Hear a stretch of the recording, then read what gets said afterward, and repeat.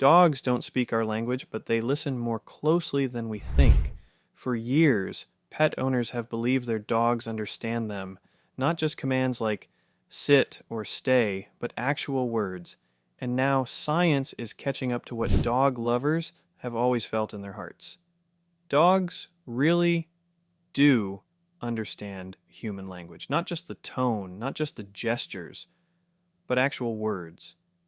In this video, we're diving deep into 8 specific words your dog likely understands, backed by behavioral research, canine psychology, and real-world testing. These aren't just guesses.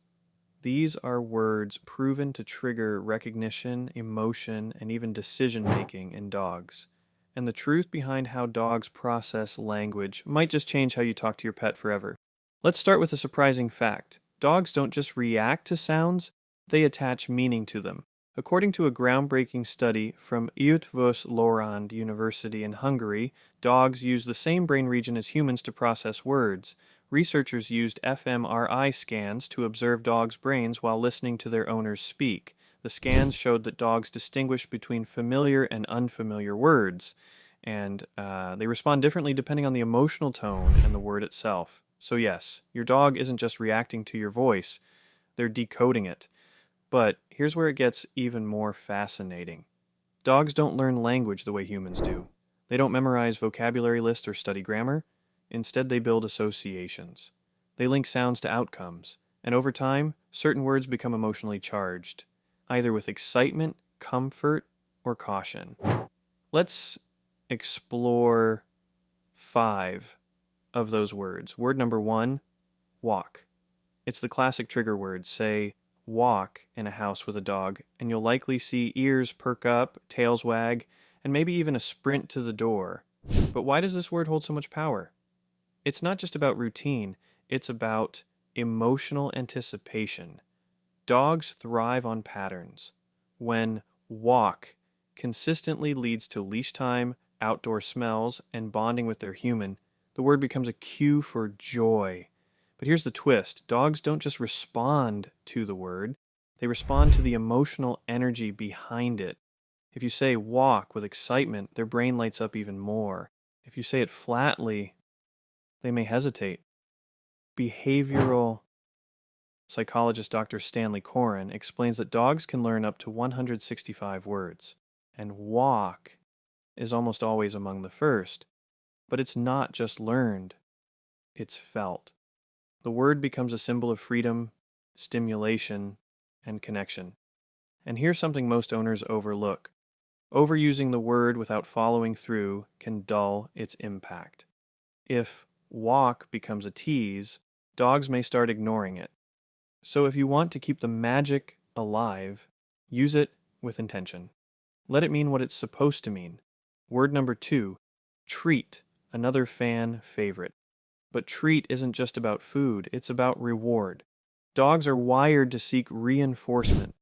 Whether it's a biscuit, a belly rub, or verbal praise, they crave feedback. Treat becomes a shorthand for positive reinforcement, and because it's often paired with excitement, the word itself becomes emotionally charged. But here's where dog psychology gets interesting. Dogs don't just respond to the word treat, they respond to the context. If you say treat while holding a snack, their brain links the word to the object, but if you say treat without delivering, they may look confused or even disappointed.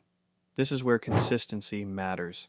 According to canine cognition expert Dr. Brian Hare, dogs learn best when words are paired with predictable outcomes. So if treat always leads to something good, the word becomes a powerful motivator. But if it's used randomly, it loses meaning. And here's a tip for deepening the bond. Use treat not just for snacks, but for praise. Let it mean you did something great. That way, the word becomes a tool for emotional connection, not just a trigger for food. Word number 3, no. Now we enter the realm of boundaries. No is one of the most commonly used words in dog training, but also one of the most misunderstood. Many owners assume dogs know what no means, but in reality, dogs don't understand the concept of wrong. They understand interruption. When you say no, your dog isn't thinking, I made a mistake. They're thinking, something changed. The word becomes a cue for redirection, not guilt.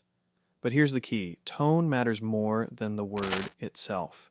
A calm no may be ignored, a sharp no grabs attention, and over time, dogs learn that no means stop what you're doing.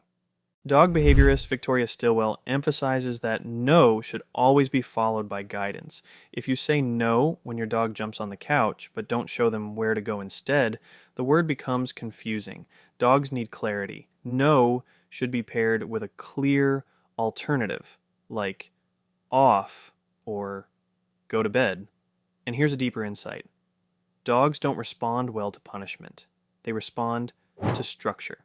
So if no becomes a tool for fear, it damages trust. But if it's used as a gentle boundary, it builds understanding. Word number 4, good. This one might seem simple, but it's actually profound. Good is more than praise.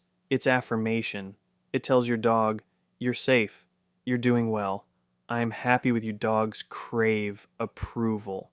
Not because they want to please, but because they want to belong. In pack behavior, affirmation builds social bonds, and in human-dog relationships, good becomes a bridge between species. But here's the twist: good works best when it's paired with emotion. A flat good means nothing. A warm, enthusiastic good lights up your dog's brain. Studies show that dogs respond more strongly to praise than to food, especially when the praise comes from someone they trust. And here's something most owners miss: good can be used outside of training. Say it when your dog is resting calmly. Say it when they greet you gently. Let it be a constant thread of connection. That way, the word becomes a source of emotional safety, not just a reward. Word number 5, their name. This might be the most powerful word of all. Your dog's name isn't just a label, it's a call to attention. It's the word that means you. Dogs learn their name through repetition and association, but they also learn it through emotion. When you say their name with love, it becomes a cue for connection. When you say it sharply, it becomes a warning. But here's the deeper truth: your dog's name is their identity in your world. It's how they know they matter. Canine researchers have found that dogs respond more strongly to their name than to any other word, especially when spoken by their primary caregiver. The name becomes a signal of relevance. It tells the dog, this moment is about you. And here's a tip for strengthening the bond: use their name in positive moments. Don't let it become a cue for scolding. Let it be a word of belonging. That way, your dog doesn't just hear their name, they feel it. Word number 6, outside. For many dogs, outside is more than a location. It's liberation. Whether it's a backyard, a park, or just the front porch, the word outside often signals a shift from confinement to exploration. Dogs associate it with fresh air, new smells, and the freedom to move. But what's fascinating is how quickly they learn to differentiate outside from other spatial cues. In homes where outside consistently leads to a door opening, dogs begin to anticipate the action before it happens. Their ears perk up, their body language shifts, and they may even run to the door. This isn't just conditioning, it's predictive behavior. Dogs aren't just reacting, they're forecasting. And here's a deeper layer: outside can also carry emotional weight. For anxious dogs, it might mean relief. For energetic dogs, it's stimulation. And for older dogs, it might be routine and comfort. The word becomes personalized based on the dog's emotional history. To strengthen this association, experts recommend pairing outside with calm energy. If it's always shouted in frustration, say when a dog needs to go out urgently, it can become a stress cue. But if it's spoken gently, it becomes a trusted signal. Word number 7, come. This word is foundational in dog training. but its psychological depth is often underestimated. Come isn't just a command, it's a request for trust. When a dog hears come, they're being asked to leave whatever they're doing and return to their human. That's a vulnerable act, and dogs don't do it unless they feel safe. Behavioral studies show that dogs are more likely to respond to come when it's been positively reinforced. If come always leads to punishment or confinement, dogs may hesitate. But if it leads to praise, affection, or even just eye contact, the word becomes a bond. Dr. Patricia McConnell, a leading expert in animal behavior, emphasizes that come should always be a celebration. When your dog comes to you, reward them, even if they took their time. That way, the word becomes a symbol of connection, not control. And here's a tip for deepening the emotional impact. Use come in everyday moments, not just emergencies. Let it be a gentle invitation. That way, your dog learns that returning to you is always a good choice. Word number 8, ornate, wait. This word taps into impulse control, and dogs are surprisingly good at it. Wait teaches dogs to pause, to hold back, to resist the urge to act, and while it may seem simple, it's actually a sign of advanced cognitive processing. Dogs who understand wait are demonstrating delayed gratification, a skill linked to emotional regulation. In training, wait is often used at doorways, during feeding, or before crossing streets, but its power goes beyond safety. It teaches dogs that patience leads to reward. And over time, the word becomes a cue for self-control. Canine cognition researchers have found that dogs who master wait tend to have stronger bonds with their owners. Why? Because the word requires trust. The dog must believe that something good is coming and that their human will deliver. To reinforce wait, experts recommend using it with clear body language. A raised hand, steady eye contact, and a calm tone all help. And when the dog succeeds, the reward should be immediate. That way, the word becomes a promise, not a punishment. So what does all this mean?